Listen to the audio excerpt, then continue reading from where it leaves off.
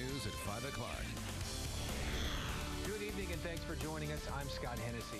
We begin with news of an accident at Righetti High School in Orchid. A 14-year-old was hit by a car and airlifted to a local hospital with major injuries. KCOY 12's Juanita Adame spoke to some parents who are upset the drivers are not being more careful around the school. She joins us live from Orchid with more. Juanita?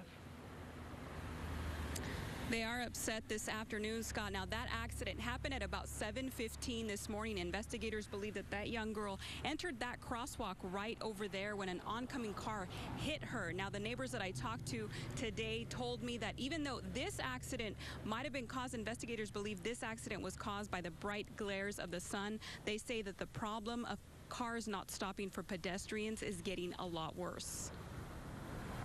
It was hard for Kylie Felicich to hold back tears after she heard the news. And all I could think of is that I hope she lives and I hope she's okay. And I really feel for her family. Sheriff's investigators say a car hit a 14-year-old girl as she crossed Foster Road on her way to school. I just wanted to cry.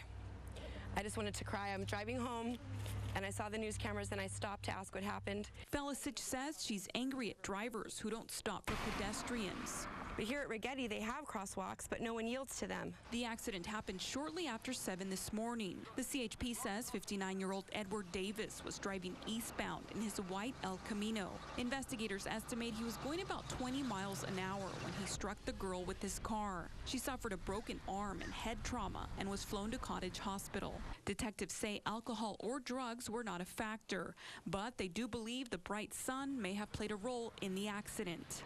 Something isn't being done, and it always takes either a fatality or a serious injury. Gilbert Casares heard the accident. It scares me because I have 14 grandkids and I still have some great-grandchildren. They go to school. I have a granddaughter who goes over here to the junior high school right around the corner. And he says something needs to be done about the intersection itself. I have kids who go to Patterson Road School, but they're constantly in the neighborhood playing around, and it just scares the tar out of me.